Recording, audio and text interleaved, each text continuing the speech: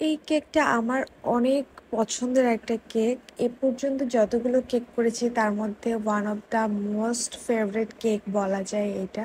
Colour combination এর আগে যে বাটারফ্লাইটা করেছিলাম অনেকটা সেটার মতোই হয়েছে, তবে যেহেতু এটা কোনো একটা মেয়ের বার্থডে ছিল, আর আমার যে কাস্টমার ভাইয়া উনি আসলে আমার রিপিটেড কাস্টমার। ওনার প্রত্যেকটা ওকেশন, ওনার রিলেটিভদের প্রোগ্রাম, ওকেশন সব কিছুতে উনি আমার কাছ থেকেই কেক নিয়ে থাকেন। তো উনি আসলে আমাকে একটা ডিজাইন সিলেক্ট করে দিয়েছিলেন আর বলেছিলেন যে আমি যেন আমার মতো করে করি আর কালার কম্বিনেশনও আমার নিজের পছন্দে করি। তো কাস্টমাররা যখন আমার উপরে এতটা বিশ্বাস, এতটা ভরসা রেখে ছেড়ে দেন, তখন না আমার টেনশন অনেক বেশি বেড়ে যায়। আমাকে হাজারটা চিন্তা করতে হয় যে আসলে কোনটা বেস্ট হবে। কারণ আমি চাই আমার কাস্টমারদেরকে আমার তরফ থেকে বেস্টটাই দেয়ার।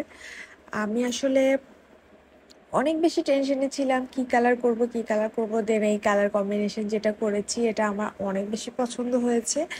আর আমি যেহেতু কনফিডেন্স ছিলাম আমার কেক নিয়ে, আমার ডিজাইন নিয়ে, কালার নিয়ে, আশা করি যে আমার কাস্টমাররাও আমার এই কেক এবং আমার এই ডিজাইনগুলো অনেক বেশি পছন্দ করেন, আলহামদুলিল্লাহ। তো আমি একটু ভিন্ন ধাঁচের করতে চেয়েছিলাম, এরকম হাফ রোজেস বা হাফ ফ্লাওয়ারি বাটারফ্লাই এর আগে আমার কখনো করা হয়নি। এর আগে বাটারফ্লাই করেছি বাট এরকমটা করা হয়নি, অনেক ইচ্ছা ছিল করার।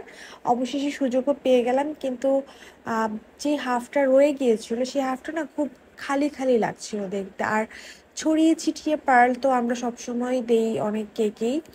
এখানে আমি চাচ্ছিলাম যে একটু ডিফারেন্ট করে কিছু দিতে। তো দেখতেই পাচ্ছেন এখানে না আমার আসলে স্পুলি ইউজ করলে মনে হয় সবচেয়ে বেশি ভালো হতো, তবে সেক্ষেত্রে সময়টা অনেক বেশি লাগতো। তো আমি এরকম হাত দিয়েই ট্রাই করছিলাম সুন্দর মতো পাখার একটা ডেফিনেশন ক্রিয়েট করতে, জানি না কতটা করতে পেরেছি। আর পার্লের মধ্যে এই হোয়াইট পার্লগুলো ইউজ করতে আমার পার্সোনালি অনেক বেশি ভালো লাগে, যদিও আজকে আমি রোজের মধ্যে গোল্ডেন পার্লও ইউজ করেছি। আপনারা হয়তো অনেকেই জেনে থাকবেন এই যে পার্লগুলো দিচ্ছি, এই জিনিসগুলো করা আসলে আমার অনেক অনেক বেশি ভালো লাগে, অনেক মজার একটা কাজ লাগে। কেকের পুরোটা কাজই আমি অনেক বেশি এনজয় করি সত্যি বলতে, কিন্তু এই পার্লগুলো দেয়া, এগুলো দেওয়ার পরে যে লুকটা কিভাবে অটোমেটিক্যালি একদম মানে 50 থেকে 100-এ চলে যায় লুকস দেখতে কেকের, সেটা আমার কাছে অনেক বেশি একটা দারুণ একটা বিষয় লাগে। তো এই কারণে এই কাজটা আমি সবচাইতে বেশি এনজয় করি। 1 পাউন্ডের মধ্যে এত সুন্দর একটা কেক, যদিও এটা মাপলে 2 পাউন্ডের কাছাকাছি চলে গিয়েছে, 1.5 পাউন্ড প্লাস ছিল, কিন্তু আমার কাস্টমাররা সবসময়ই কিন্তু আমার কাছ থেকে কেক নিলে জিতে যায়। আমি যদি ওজন মেপে তাদেরকে কেক দিই তাহলে কিন্তু আম কোনোদিনও সম্ভব না। কারণ আসলে সব মিলায় না একটু বেশি হয়ে যায়, যখন ক্রিম ট্রিম ডিজাইন সবকিছু মিলায় একটু বেশি হয়েই যায়। এখানে আসলে আমার কিছুই করার নেই। এখন আমি যদি একদম কাটায় কাটায় মেপে 1 পাউন্ডের জায়গায় 1 পাউন্ডই দিতে চাই, সেক্ষেত্রে আমি এত ডিজাইনের কাজ আসলে করতে পারবো না। আর এই ডিজাইনগুলো না আমি নিজে থেকেই করি, আমার ভালো লাগে সুন্দর সুন্দর কেক মেক করতে। আমি জানি আমি যেখানে কাজ করি এখানকার কাস্টমার বেসটা একটু অন্যরকম। এখানকার যে কাস্টমার বেসটা তারা হয়তো একটু কম দামে কেক নিতে অভ্যস্ত, কিন্তু আমার একটু শৌখিন টাইপের কাজগুলো করতে আমার বেশি পছন্দের।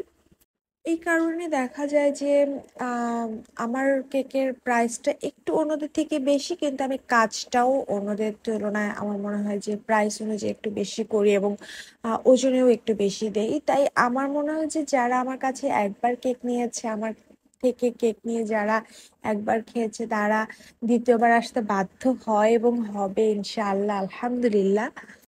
হোমমেড কেক বলতে আসলে আমি এই জিনিসটাই বুঝি যেটা বেস্ট হবে খেতে, কোয়ালিটিফুল হবে এবং ভালো ইনগ্রিডিয়েন্টস দিয়ে বানানো হবে। আমি চাইলেই কিন্তু অন্যান্য আমার আশেপাশে অনেক হোম বেকার আছে এখন শরীয়তপুরে।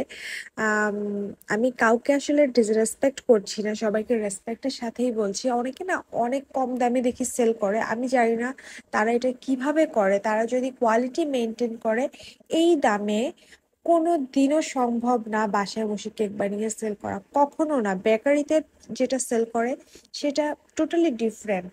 আপনাদেরকে আমি আর একটা কথাও বলি, আপনারা এই যে যে কেকটা দেখতে পাচ্ছেন এটার কাস্টমাইজেশন চার্জ আছে মিনিমাম 700 to 800 টাকা ক্ষেত্র বিশেষে। আমি বলবো না সবার ক্ষেত্রে, বাট ক্ষেত্র বিশেষে।